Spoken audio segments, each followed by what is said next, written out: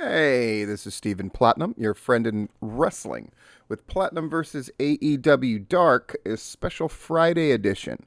It just happened here on November 6th, 2020. 7 matches. The show was a little less than an hour, so about half of what they've been doing. Thank bejesus. It was episode number 60. A couple standouts here, a couple of interesting things to talk about, and enough competitive matches. But whether it is a competitive match or an enhancement or jobber match, if you want to be an asshole about it, I grade them on a 3-check system.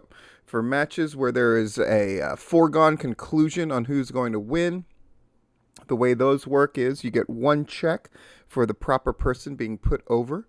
A second check if that person who is winning looks great in victory, like they would be able to move on to bigger things. And a third check if the enhancement person does a particularly good job or is made to look good by the person they are wrestling. Now, for competitive matches, of which we had a couple of them out of these 7 matches, you get 1 check for generally good looking work. 2, if both people end up looking pretty good. And 3, if it advances some kind of angle, no matter how big or small or idea, that could be used on Dynamite or in a bigger way. Cool, makes sense? Well, let's rock and get to it. Match number 1, Tesha Price making her debut against Big Swole. Now, a lot of people I saw in the comments, I do look at the comments that the AEW faithful give to these shows. A noteworthy thing, usually AEW Darks get about 100,000 to 150,000 views initially, and then wind up with a little over 200,000. This one had 20,000 views. So clearly a lot less people watching, and we're not used to it in this time slot, and they honestly did not do a very good job of promoting the fact that there was going to be a Dark on Friday night. I only sort of found out about it by happenstance, and so I tuned in because that's what I do. Tesha Price, a lot of the people commenting were really high on her and want her to be signed right away. She looked green as grass out there. I got to be totally honest with you. I hope they continue to use her, but AEW, while it's nice for them to hire nice-looking women, they need help as far as the work rate department goes. And Tesha Price is not really in a position to help them that much. It was not a very good match. Big Swole did win, so I'm going to give it a check mark.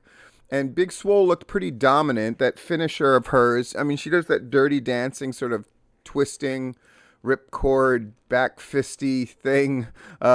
This one, she did a Texas Cloverleaf with the knee in the back. That looked much better. It looked pretty good. And she won. So I'll give it 2 check marks, but not that 3rd check mark. Matt Seidel against Christopher Daniels was our second match. This was a competitive match, such as it were. I assumed Matt Seidel was going to win because he just lost to another of SCU to put them over. So I figured it was his turn to go over. And sure enough, thanks to a TH2's mild distraction, Christopher Daniels went for the Angel's Wings, but then got rolled up with the Hurricane Rana into the pin, so Matt Seidel wins. So yes, 3 check marks. They both looked really good in this match. We had a definitive winner, and we also advanced a little something between Christopher Daniels and TH2, or SCU and TH2, throughout the course of this. Makes sense to me. Match number 3, Brandon Cutler coming off of his first win against Peter Avalon, who is now Pretty Peter Avalon, against Michael Nakazawa. And Brandon Cutler eventually wins with the double knee gut buster. Good stuff. Really great to see. Frankie Kazarian cuts a very workmanlike and solid promo. Then we have an ad for the little bit of the bubbly. Match number 4, Griff Garrison no longer can be considered an enhancement talent, so he can't win our enhancement talent person of the show, taking on Ariel Dominguez, who does a great job. He's rather diminutive in size, but he's in good shape, and he wrestles a good match. And Griff Garrison beats him with a rack bomb, which is a finisher that looks good with Garrison doing it. So I highly approve. Lance Archer then comes to the ring with Jake Roberts. Jake warns Griff Garrison, who's had a little thing back and forth with Lance Archer, and then sure enough lays in some forearms before getting wiped out, knocked out of the ring.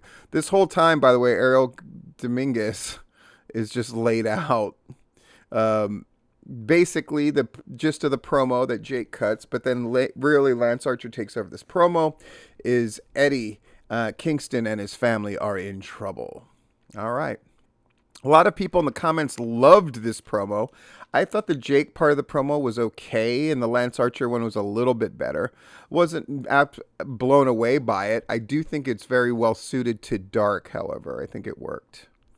Match number 5, Sean Maluta and Ryzen against Evil Uno and Stu Grayson. This match was fine for what it was. Oh, by the way, the Griff Garrison match, I would give 3 check marks to.